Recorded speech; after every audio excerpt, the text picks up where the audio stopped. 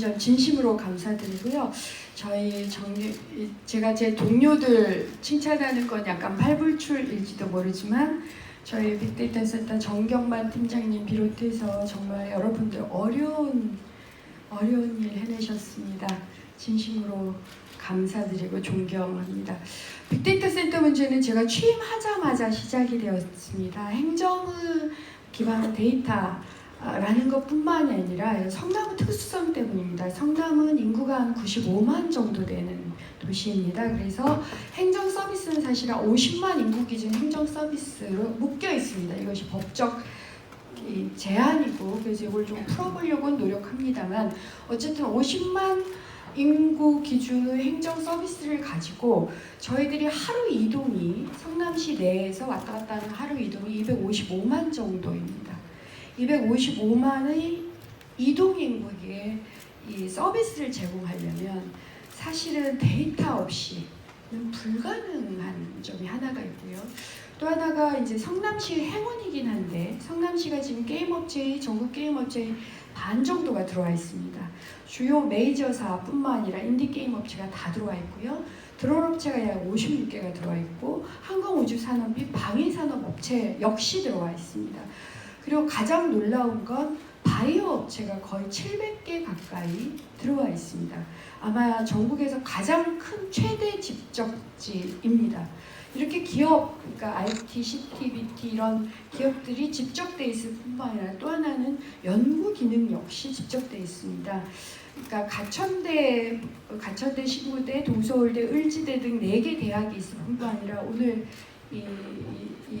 단국대 죽전 캠퍼스에서 오셨는데 저희하고 딱 경계선에 계시는 학교입니다. 그래서 죽전 캠퍼스하고도 지금 같이 많이 하고 있고요. 그 다음에 여기 이제 협약을 맺었는데 카이스트 성남연구원, AI 성남연구원이 들어오도록 돼 있었고, 여기 전자부품연구원서부터 시작해서 온갖 이 연구소들이 또 여기 있을 뿐만 아니라 세종연구소, 한국학중앙연구원 역시 여기 있고요. 국가기록물관리원도 사실은 성남에 있습니다. 이렇게 지적 역량이 결집되어 있는 곳입니다. 그리고 혁신기업이 같이 있는, 전 세계적으로 직접 역량이 결집되고 혁신기업이 같이 있는 곳이 사실은 4차 산업을 주도하는 곳입니다. 성남은 이게 자연적으로 이루어진, 그래서 심지어는 예를 들어서 이제 현대 같은 경우도 R&D 센터가 5,000명 규모로 저희들 들어오도록 돼 있었고, 지금 휴렛패커드 같은 경우도 고등동, 저희 또 성남에 연구소가 들어오도록 협약이 끝났습니다. 그래서 지금 공사 중에 이렇게 자연 발생적으로 들어와서 왜 그러시냐 그랬더니 저희가 강남과 딱 붙어 있는, 그 다음에 교통이 굉장히 좋은 곳입니다.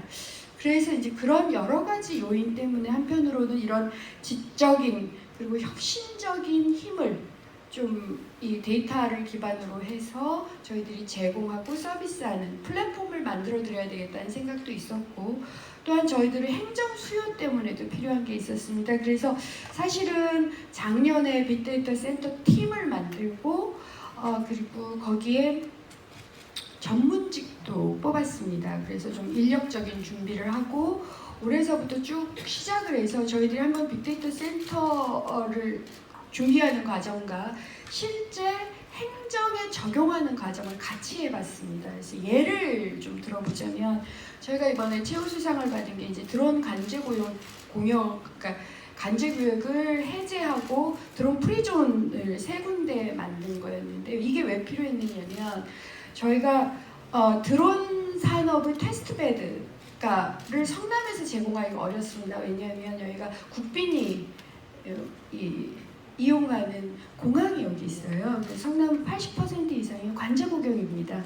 드론을 띄울 수가 없어서 저희가 지름 1km, 높이 150m의 프리존을 공군 등등과 협약을 맺어가지고 성남이 책임진다는 하에서 풀었습니다. 3곳에서 지금 기업용 테스트베드가 진행이 되고 있고요.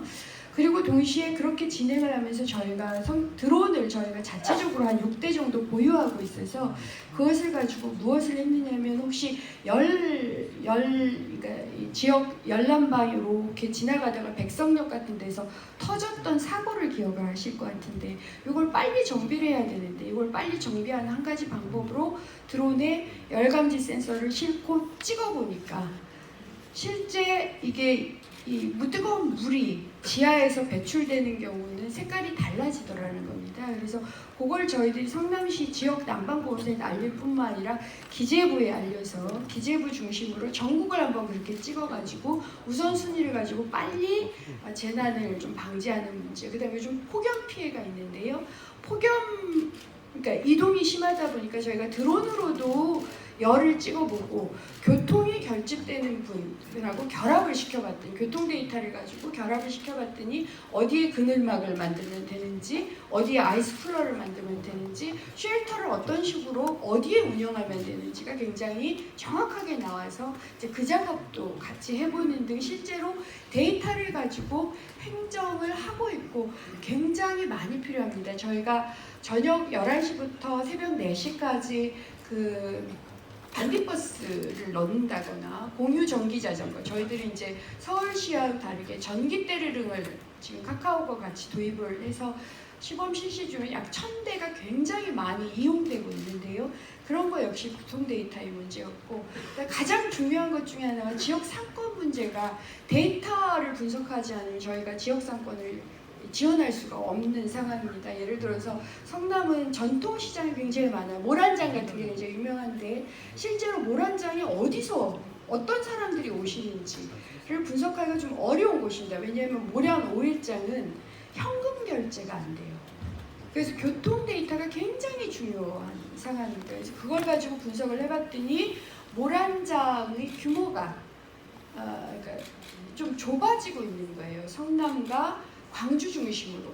반면에 현대백화점 판교점 같은 경우는 전국에서 오시는 데이터를 확보할 수가 있어요. 이게 굉장히 다른 시장이 형성돼 있고 이 시장을 어떤 식으로 지원할 건가 하는 상권활성화재단의 전략을 저희가 결정할 수가 있었습니다. 이런 모든 것을 저희가 50만 행정기구 서비스에 묶여 있긴 하나 저희들이 데이터를 가지고 지원할 수 있었고 특히 복지 부분 예를 들어서 지금 성남시가 1인 가구가 저희가 용역을 해본 경우가 28.6%입니다.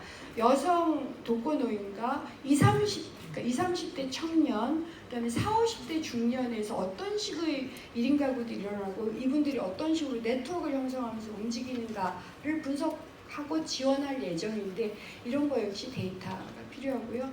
가장 중요한 건 이제 바이오가 집적돼 있는데 이것을 가지고 고령화 사회에 대비한 여러 가지 지원 정책을 써야 한다는 점도 저희들한테는 굉장히 데이터 센터가 필요했습니다. 그래서 한편으로 데이터 센터를 이렇게 준비를 하고 다른 한편으로 실제 필요한 것들을 집행을 해보고 그리고 이제 정부 공모사업으로 과기정통부에서 나온 응모를 한 결과 거기서 교통 데이터 분야는 저희들이 이제 공모에 돼서 이렇게 교통 데이터를 중심으로 해서 마침 저희들을 필요하고도 굉장히 결합이 돼서 함께 하게 되었습니다. 그래서 아주 꾸준히 철저하게 집행해 나가야 되겠다는 약속을 드리고요. 저희는 우리가 플레이어라고 생각하지 않습니다. 플랫폼을 만들어드리는 역할이 공의 역할이라고 생각하고 그 플랫폼 내에 각 전문기관, 기업들, 시민들이 다 참여하셔서 그것이 시민의 복리후생으로 갈 수 있도록 저희들이 그런 시스템을 만들어 보겠노라라고 약속을 드리고 작은 시작입니다.